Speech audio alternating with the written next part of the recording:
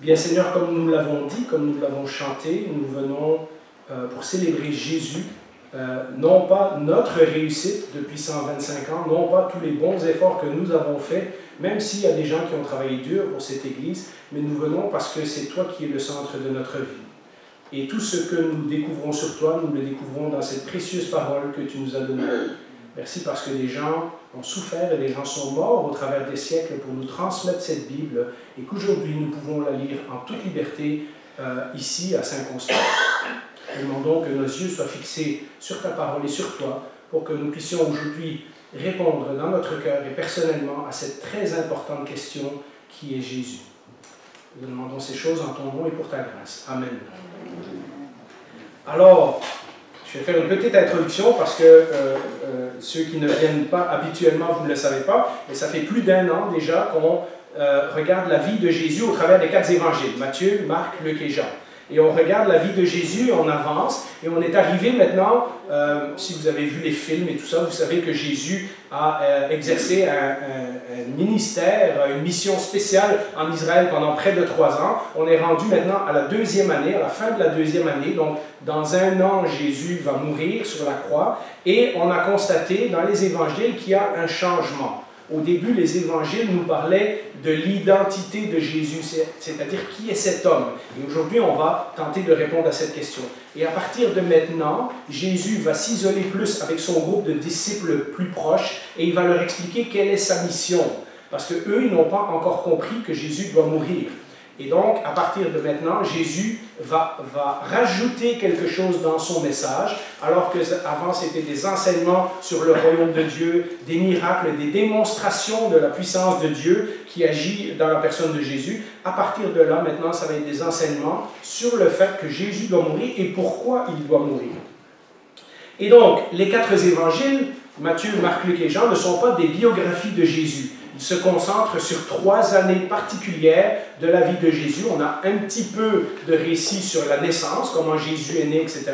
Mais après, ça commence à l'âge de 30 ans, lorsque Jésus a commencé à exercer sa mission en Israël. Les auteurs ont été très clairs dans leurs intentions. La raison que ces choses ont été écrites, c'est qu'ils espèrent qu'en nous racontant ce que Jésus a dit et fait et comment il a agi pendant 3 ans, que nous venions, nous le lecteur, à la conclusion qu'il est véritablement le Fils de Dieu et le Sauveur du monde. Alors, remettons le texte d'aujourd'hui dans son contexte.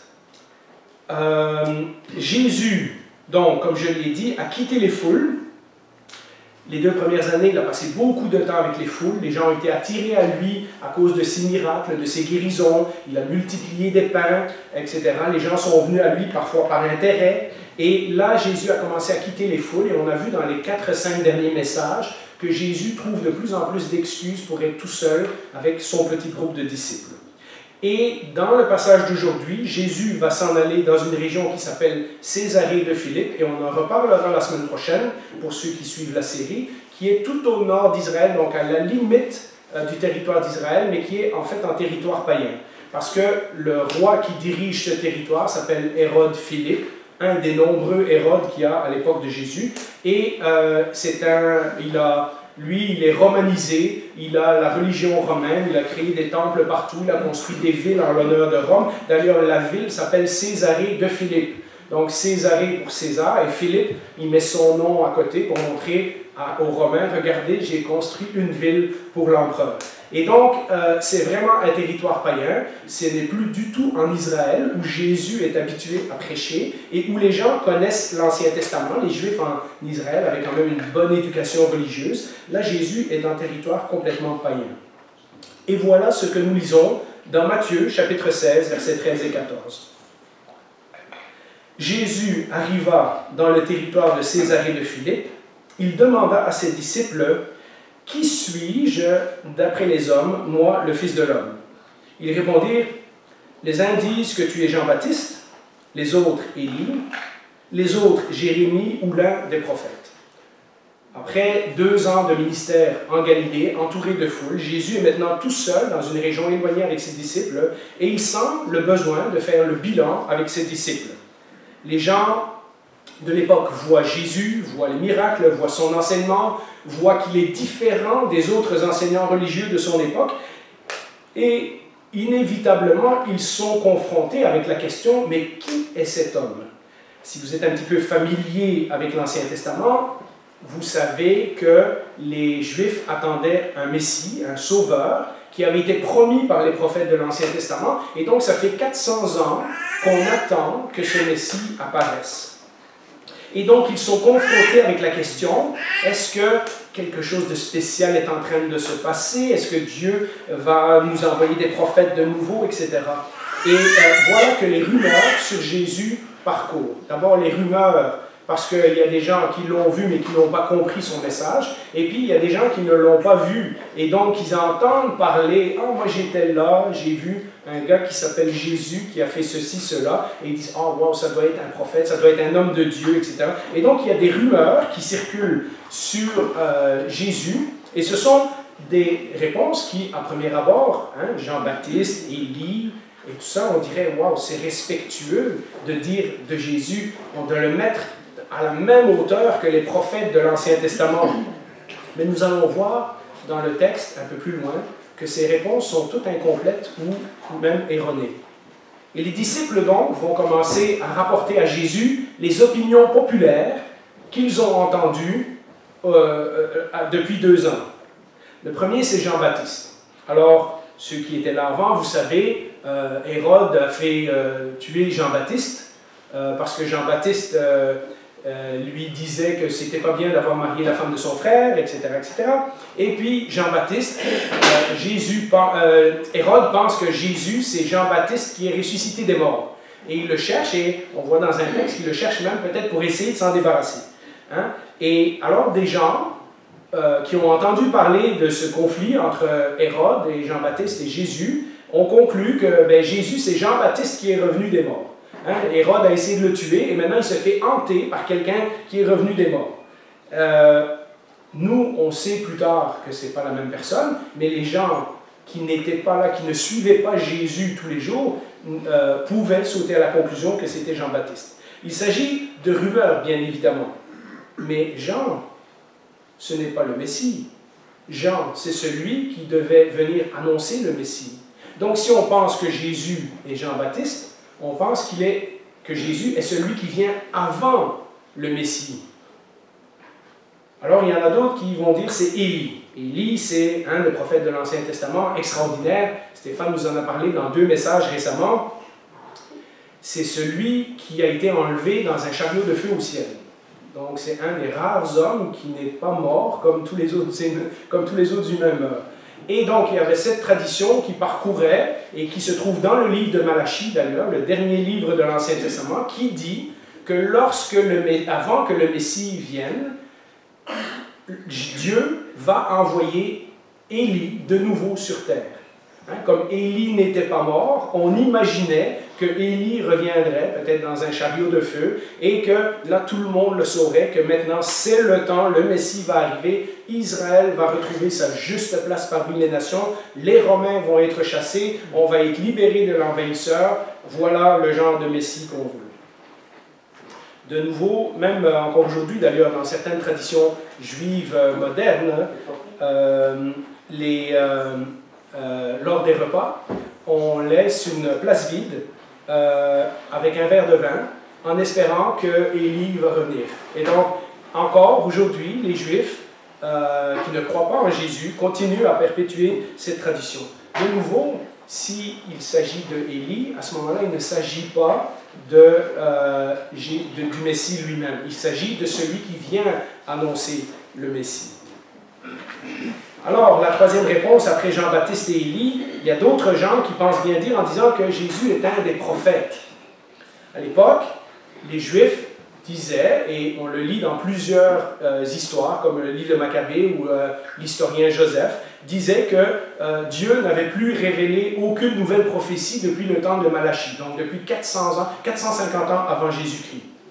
Et lorsque des gens comme Jean-Baptiste et Jésus arrivent, et qu'ils commencent à parler avec assurance de la part de Dieu, les gens sont en train de se dire « Waouh, Dieu nous envoie des prophètes de nouveau. Donc, ça veut dire que le Messie va arriver bientôt. » Mais vous voyez, de nouveau, de nouveau, si Jésus est un prophète, alors il n'est pas le Messie.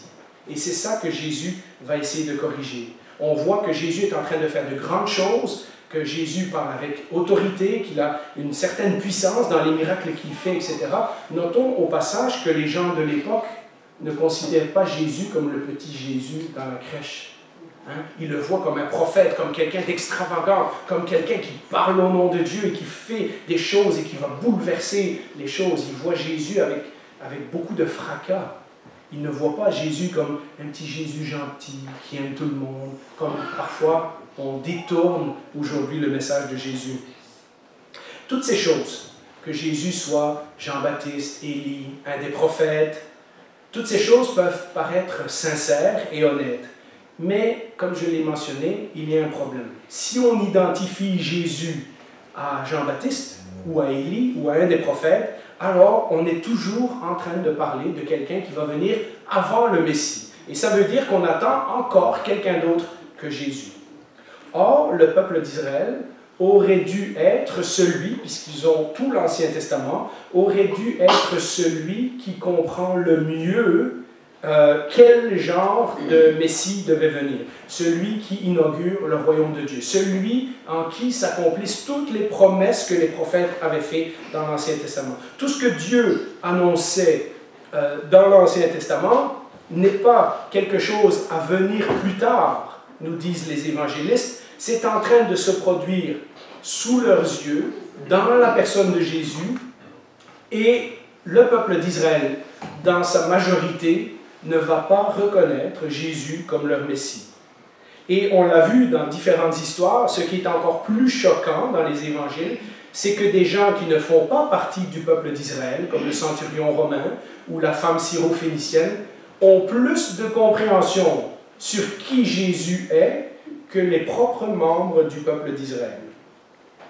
Alors, bien que toutes ces descriptions de Jésus peuvent paraître respectueuses et même on l'honore en disant que c'est un prophète, la réalité c'est que si on le met dans la catégorie des prophètes, alors il n'est pas le Messie. Et vous voyez le conflit que ça cause. Jésus, de par ses miracles, son autorité et ses enseignements, a démontré autour de lui qu'il était quelqu'un de plus grand que les prophètes, mais les gens ne le reconnaissent pas comme le Messie. Alors voilà ce que la foule dit. Maintenant, qu'est-ce que les disciples disent? Parce que Jésus dit, c'est bien beau ce que les gens disent de moi, mais vous, qu'est-ce que vous pensez de moi? Aucun des disciples ne croyait que Jésus était Jean-Baptiste. Ça, c'est clair. Il y a même certains disciples comme André et Pierre qui étaient des disciples de Jean-Baptiste avant de devenir des disciples de Jésus. Ils ont vu les deux ensemble. Ils savent très bien que Jean-Baptiste n'est pas la même personne que Jésus. Donc ça, c'est réglé. Mais est-ce que, pour autant, leur vision de Jésus est plus claire? Alors, pour ceux qui viennent ici tous les dimanches, vous savez que dans les dernières semaines, on a vu l'histoire du muet qui commence à parler. Et on a vu l'histoire de l'aveugle qui commence à voir. Et on a vu l'histoire des pharisiens qui, eux, refusent de voir. Et toutes ces histoires nous préparent à cet épisode où Jésus va demander à ses disciples, est-ce que vous avez commencé à voir? Est-ce que vous avez commencé à entendre tout ce que je dis depuis 2 ans? À quelle conclusion vous êtes arrivés à mon sujet? Alors on lit dans la suite du texte, Matthieu 16, verset 15. « Et d'après vous, qui suis-je? » Jésus leur dit-il.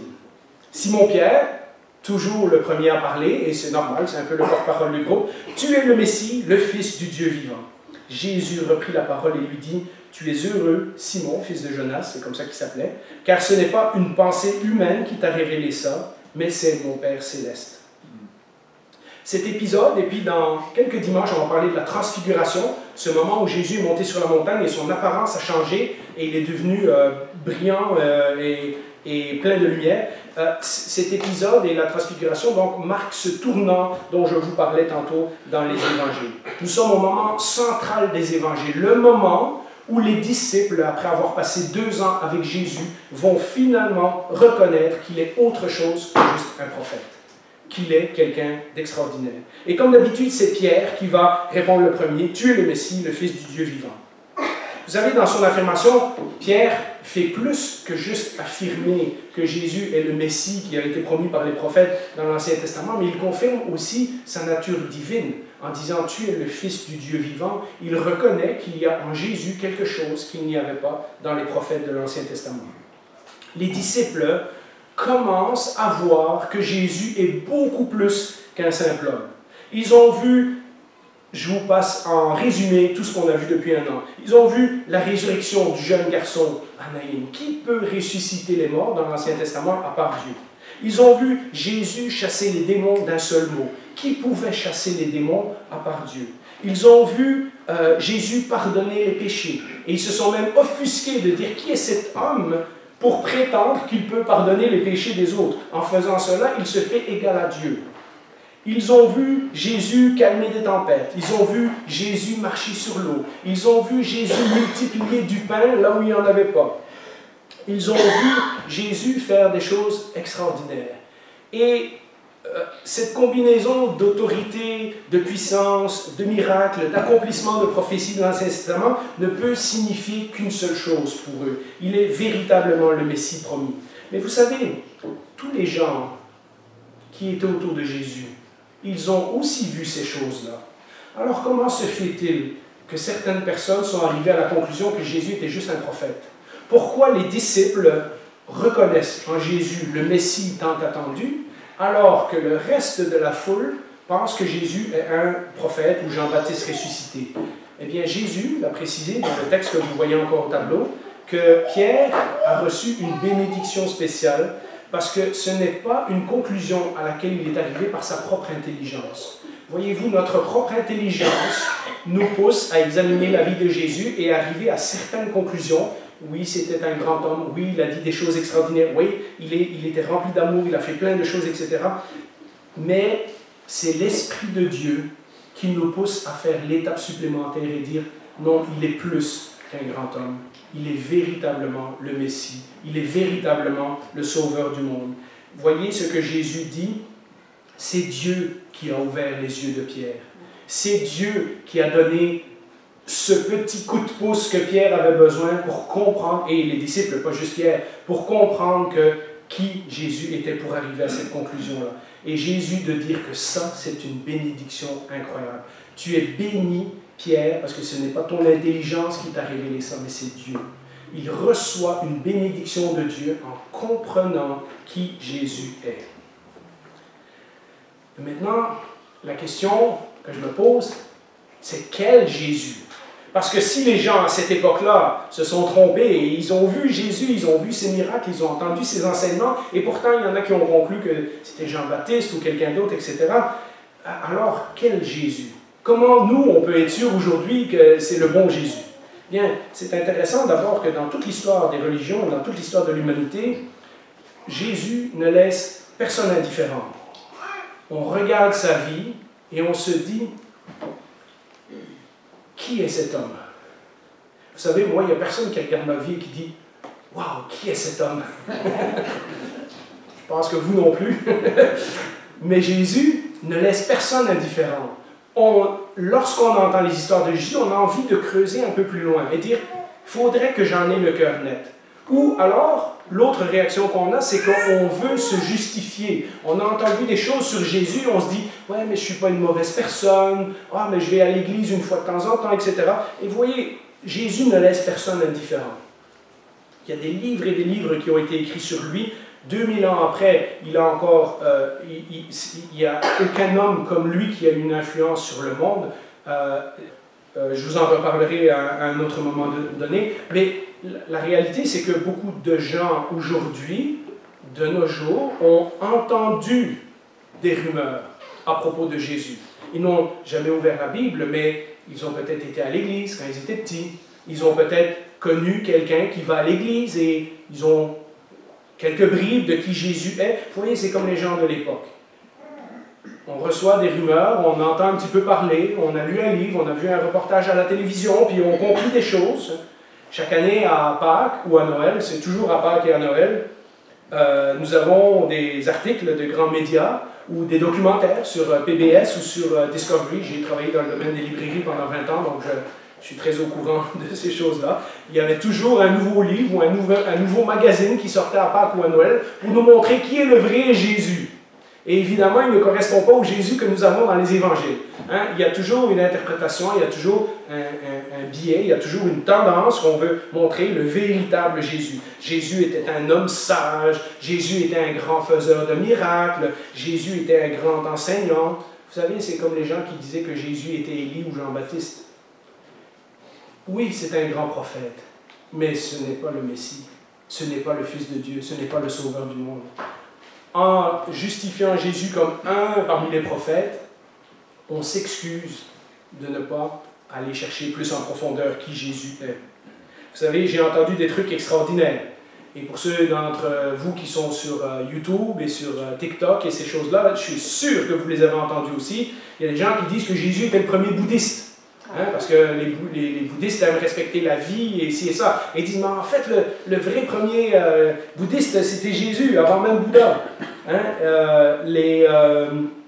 j'ai déjà entendu que Jésus était un gourou ou un prophète parmi d'autres, ça on l'entend souvent. Mais vous avez sûrement entendu celle-là. Jésus était le premier communiste. Hein, celui qu'il fallait partager tous les biens entre tout le monde pour que tout le monde soit égaux. Vous voyez, chacun essaie de s'approprier Jésus pour justifier son propre agenda. Mais est-ce que la Bible nous laisse ce choix-là? Est-ce que ce que Jésus dit de lui-même et ce que Jésus fait nous donne le choix d'avoir cette opinion-là? Eh bien non. Si nous lisons attentivement la suite des évangiles, nous verrons que les disciples vont faire des affirmations à propos de Jésus qui sont uniques au monde. Et que même ce que Jésus dit de lui-même est unique au monde. Il n'y a aucun prophète, aucun grand fondateur de religion qui a osé dire des choses aussi catégoriques. Vous vous rappelez, tantôt, on a chanté le chant « Il est la vérité, le chemin et la vie ». C'est d'ailleurs le logo qu'on a sur notre église ici en avant. Vous savez que c'est Jésus qui a dit ça. « Je suis le chemin, la vérité et la vie ». C'est une affirmation qui mérite d'être étudiée. Quand quelqu'un pense qu'il est Dieu, ça vaut au moins la peine de s'attarder, de regarder, est-ce que peut-être cette personne a raison. Nous avons vu de nombreuses fois, dans les semaines précédentes, que la foule est venue à Jésus parce qu'il le trouvait parfois plus intéressant que leurs autres prêtres et leurs autres chefs religieux. Ou qu'il y avait des gens qui venaient pour obtenir un miracle, et ensuite ils s'en allaient. Il y avait des gens qui venaient pour une guérison. Il y avait même des gens qui l'ont suivi parce qu'ils l'ont vu multiplier des pains. Et Jésus leur a reproché, vous venez non pas pour moi, vous venez parce que je vous ai donné du pain hier. Il y en a même un cas où un homme dans la foule dit à Jésus, dis à mon frère de partager l'héritage de façon équitable avec moi. Donc vous voyez, les gens viennent à Jésus pour un tas de raisons, avec un tas de motivations. Mais lorsque Jésus va commencer, dans les prochaines semaines, à expliquer qu'il y a un coût à le suivre, qu'il faut prendre sa croix si on veut suivre Jésus, qu'il faut croire en lui, et en lui uniquement, beaucoup de gens vont arrêter de le suivre parce qu'ils vont trouver ses paroles trop dures, ses paroles trop exigeantes. Nous avons également vu que beaucoup venaient à lui parce qu'ils le voyaient comme un libérateur politique. Enfin, si c'est le Messie tant promis, il va nous libérer des Romains. Et quand Jésus n'a pas réalisé leurs souhaits, eh bien, ils l'ont laissé se faire crucifier.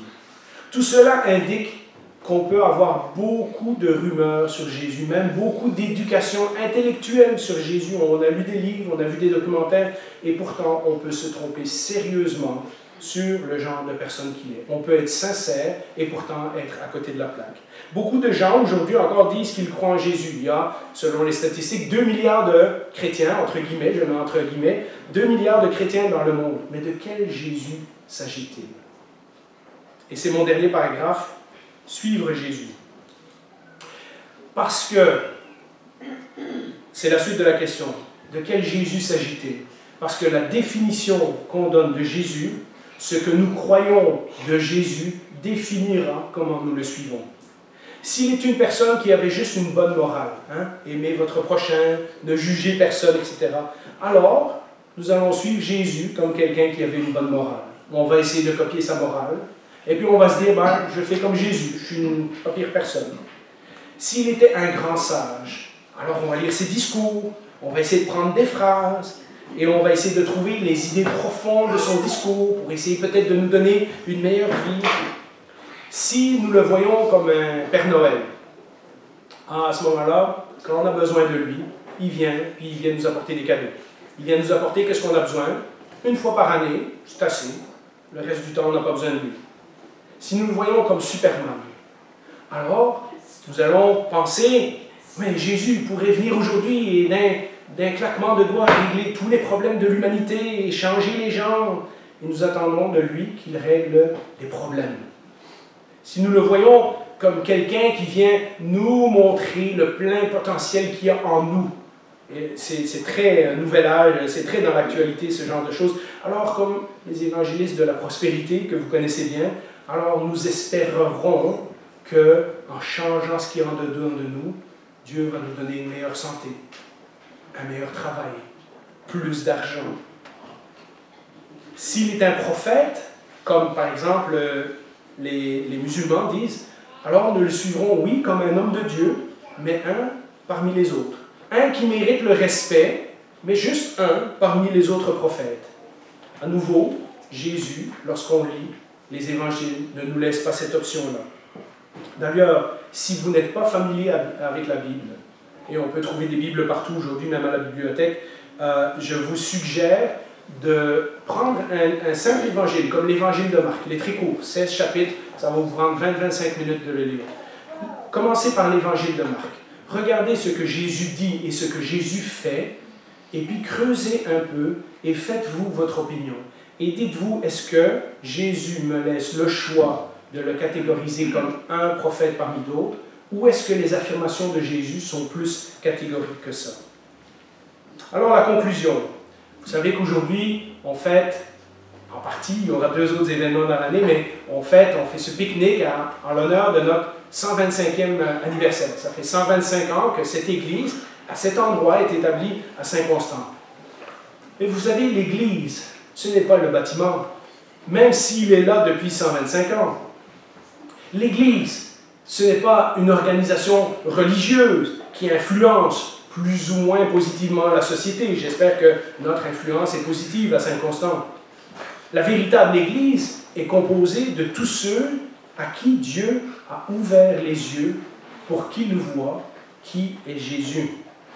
La véritable Église inclut ceux qui croient que Jésus est le Messie promis dans l'Ancien Testament, celui qui vient pour nous pardonner de nos péchés et prendre à notre place la punition que nous méritions.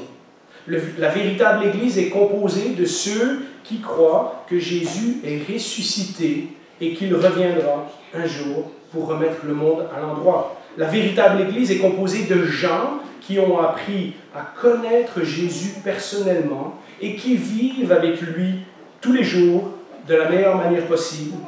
Et la véritable Église, c'est aussi la communauté de ceux, des gens qui n'ont pas peur d'annoncer le message dans lequel ils croient, c'est-à-dire la bonne nouvelle de Jésus-Christ. Ça, c'est l'Église. Alors la question de Jésus demeure, qui dites-vous que je suis? Parce que de votre réponse dépendra la façon dont vous le suivez. Prions.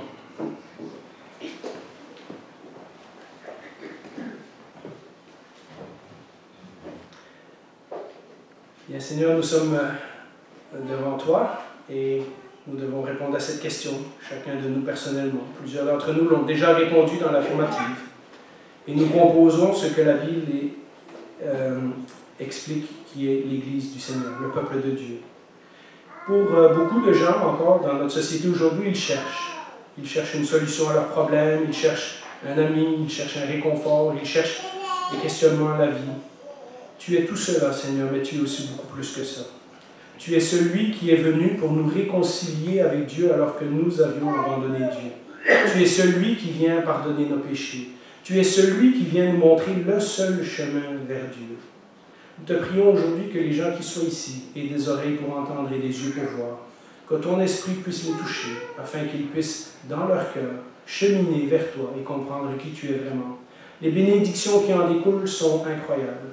Parce que la Bible nous dit qu'un jour tu reviens mettre le monde à l'endroit, mais tu viens aussi régner avec les tiens.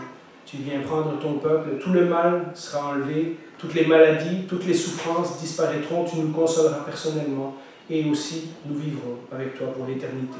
Seigneur, les bénédictions qui découlent de te suivre sont extraordinaires et elles sont là pour la durée des temps. Alors, cette question est importante. Cette vie que nous vivons sur terre n'est pas la seule vie qui nous attend et l'éternité dépend de notre réponse à cette question. Seigneur, parle au cœur des gens, ouvre les yeux, ouvre les oreilles, fais ton travail comme toi seul peux le faire. Et si les gens ont des questions, qu'ils puissent trouver les réponses aujourd'hui qu'ils cherchent. Au nom de Jésus, nous te prions. Amen.